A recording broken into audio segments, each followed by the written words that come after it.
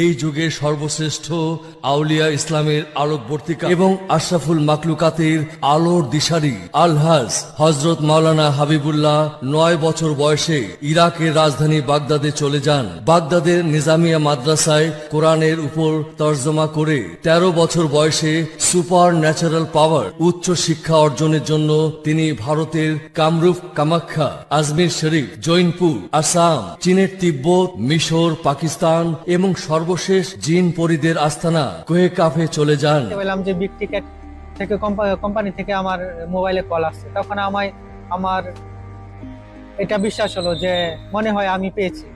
তারপর আমি রুমে আসার কিছুক্ষণ পর মনে হয় 20-25 মিনিট পর একজন তারা আমায় ফোন দিয়েছে। ফোন দিয়ে তারা কনফার্ম করলো যে আপনি এই টিকেট জিতেছেন। প্রথম দিকে বিশ্বাস হয় নাই, তারপর তাদের কথা শোনার পরে বিশ্বাস হলো। আধ্যাত্মিক ও তান্ত্রিক ক্ষমতার বলে বিপদগ্রস্ত মানুষের বর্তমান ভবিষ্যৎ বলে দিতে পারেন।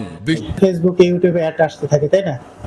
ওই হিসাব করে এরকম কিছু হইব কিংবা এরকম চিন্তা ভাবনা মাথার মধ্যে ছিল না, আর কাজও করেনি। এখন পর্যন্ত নিয়োগ ঠিক আছে, দুনিয়াতে থাকবো না, একদিন তো চলে যেতে হবে। আধ্যাত্মিক ও তান্ত্রিক ক্ষমতার বলে বিপদগ্রস্ত মানুষের বর্তমান ভবিষ্যৎ বলে দিতে পারেন বিশ্ব ইসলামী শরিয়া বোর্ডের সম্মানিত সভাপতি ও 5 তাকদীর ইমাম পীরজাদা আলহাজ হযরত মাওলানা হাবিবুল্লাহ সাহেব। বিশ্বের বিভিন্ন দেশে তার অলৌকিকত্ব দেখে সারা বিশ্ব মুসলিমগণ তাকে বিশ্ব ইসলামী শরিয়া বোর্ডের দায়িত্ব দেন। আমি কবির আহমেদ, লন্ডনে থাকি।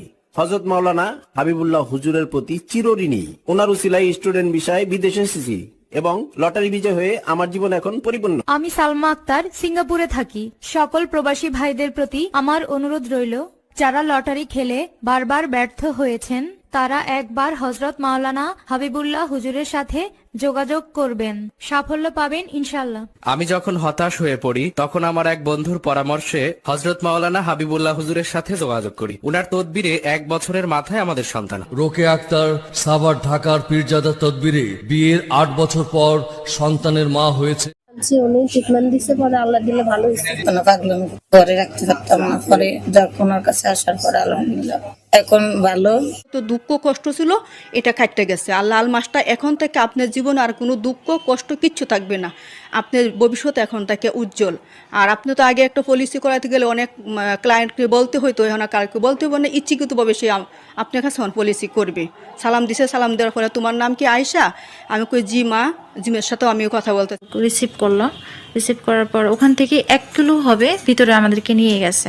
যাওয়ার পর তার আগে আমি আবার বলছিলাম যে কত টাকা লাগবে, তো উনি বললো যে এখন টাকা লাগবে না, কাজ হবার পর। 2 যুগ সাধনায় ফসল মুহূর্তে পেয়ে যাওয়া সকলের ভাগ্য মেলে না, সুতরাং এই খোলা চিঠি পেয়ে এখনই যোগাযোগ করুন।